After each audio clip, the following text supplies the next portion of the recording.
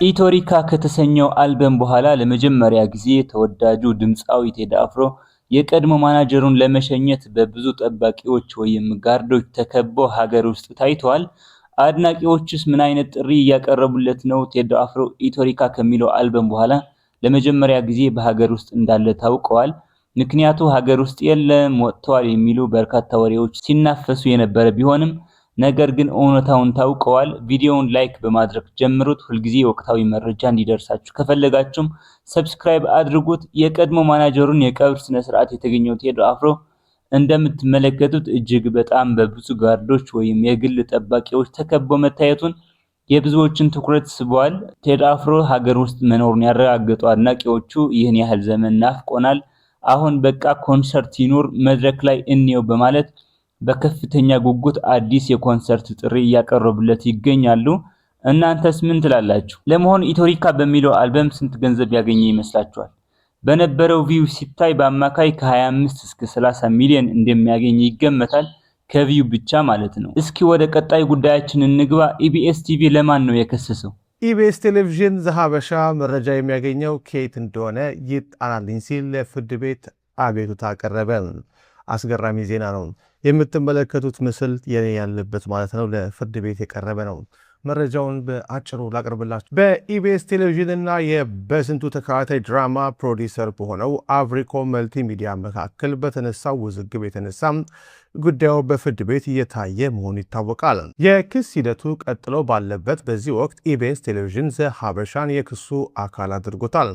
ለዚህ ደግሞ ምክንያቱ የክስ ሂደቱን አስመልክቶ ዘሀበሻ ያቀረበው ዘገባ ነው።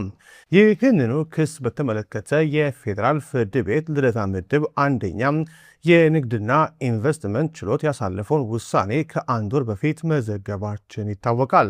ችሎቱ ግንቦት 4 ቀን 2018 በሰጠው ብይን የኢቢኤስ ቴሌቪዥን ከ33 ሚሊዮን ብር በላይ እንዲታገድ ማድረጉን ዘግበን ነበር። ይህ መረጃ ይፋ በመሆኑም ቴሌቪዥን ጣቢያው ደስተኛ ባለመሆኑ በክሱ ውስጥ የዘሀበሻን ስም ጠርቶ አቤቱታ ማቅረቡን ሰምተናል። ከመረጃ ምንጮቻችን እንደሰማነውና ከፍርድ ቤት መዝገብ እንደተመለከትነው የኢቢኤስ ክስ ዋነኛ ጭብጥ ዘሀበሻ ከየት መረጃውን እንዳገኘ ይጣራልኝ የሚለው። ኢቢኤስ በክሱ ላይ ፍርድ ቤቱን ከጠየቃቸው ነገሮች ውስጥ አንደኛው ይህንም በተመለከተ የተሰራጨው መረጃ ከማህበራዊ ሚዲያ እንዲጠፋ የሚለው። ይህንንም የኢንፎርሜሽን መረብ ደህንነትና የመገናኛ ብዙሃን ባለስልጣን ተከታትለው እንዲያስፈጽሙለት ጠይቋል።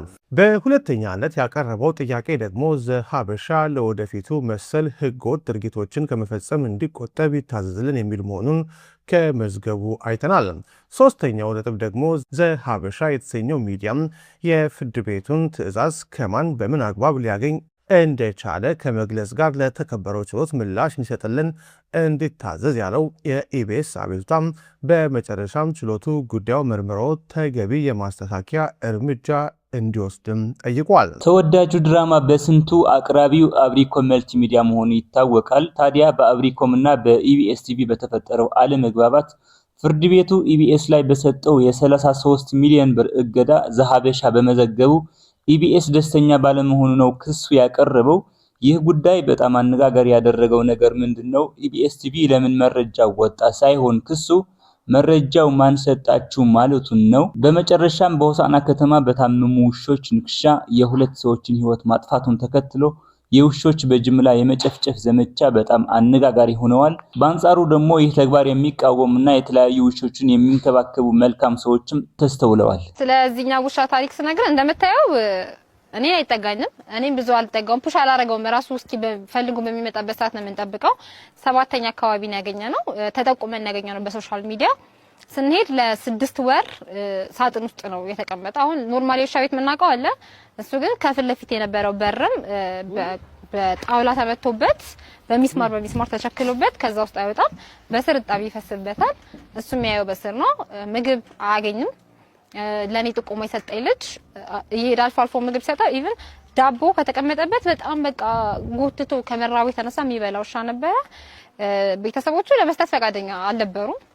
በህግ አግባብ ለመሄድ ሞክረን እሱን ፕሮሰስን ብዙ መሄድ አልቻለም ነበር። ነገር ግን እሱ ሊወጣበት የቻለው ምክንያት ቤቱ ሄደን ካያለን በኋላ ሶሻል ሚዲያ ቲክቶካችን ላይ ታሪኩን አጋራን። የዛ አካባቢ ነዋሪዎች ወቀሱ ሰዎቹን ሄደው እና በዛ ምክንያት ሰዎቹ ድጋሚ ደውለው ይቅርታ ጠይቀውን ውሰዱት ብለውን ወሰድነው። ነገር ግን እኛ እንደዚህ አውሬ የሆነ ውሻ የመውሰድ አቅም የለንም። ምክንያቱም እኛም ስለምንጠቃ በሱ እነሱ የሚሉበት ምክንያት መብራትና ውሃ ቆጣሪዎች ሲመጣ ይጮሃል ነው። አንደኛ ይሄ ውሻ ቤቱ ነው መጮህ አለበት። ገባ እነሱ ለመጠበቅ ነው እዛ የተቀመጠው። ውሻው ራስ ግደል ነው እንጂ ራሴ ለምን ገላለሁ? ነፍሰ ገዳይ ለምን ሆናለሁ? ነፍስ ያለውን ነገር ለምን እንገላለን? ማዝገብ ብርሃን ወልደንከ ማዝገብ አይደለም። ተው ሁሉም ገላፈው ወረቀት አሳየኝ እኮ ነው ያልኩህ። ሌላ ነገር ምን አልኩ? እንዴ እኮ ነው ለማንዳር ተጠሪ ነኝ። ማንዳር ተጠሪ እኮ አሳየኝ ወረቀቱ ለአንተ የመጣው እኔ መልእክት እየነገርኩ ነው። እያንዳንዱ ወደ ሌላ ላይ ባትገቡ ይሻላል። መንግስት ወረቀት አይሰጥም። ወንድሜ ተራራ እንደዛ ሳይሆን አንተ ውሻውን ግደል ግደሉና አልገልም መጥቶ ይግደል መንግስት ማንንም አይገልም መጥቶ ይግደል አልገልም። በዓለም አቀፍ የእንስሳት መብት ሕግ መሰረት እንዲህ አይነት የእብድ ውሻ በሽታ ሲከሰት መፍትሄው ውሻ መግደል ሳይሆን በየቤቱ ያሉ ውሾችን በሙሉ የጸረ እብድ ውሻ በሽታ ክትባት በነፃ እንዲከተቡ ማድረግና ማህበረሰቡን ማስተማር ብቻ ነው። ስለዚህ ይህን በመረዳት ከዚህ ያልተገባ ድርጊት መቆጠብ አለብን እያልን በዚህ እንቋጫለን። ውድ ተመልካቾቻችን ቪዲዮውን ላይክ እና ሼር ማድረጋችሁን አትርሱ። በሌላ ቪዲዮ እስከምንገናኝ ደህና ሁኑ። ቻው።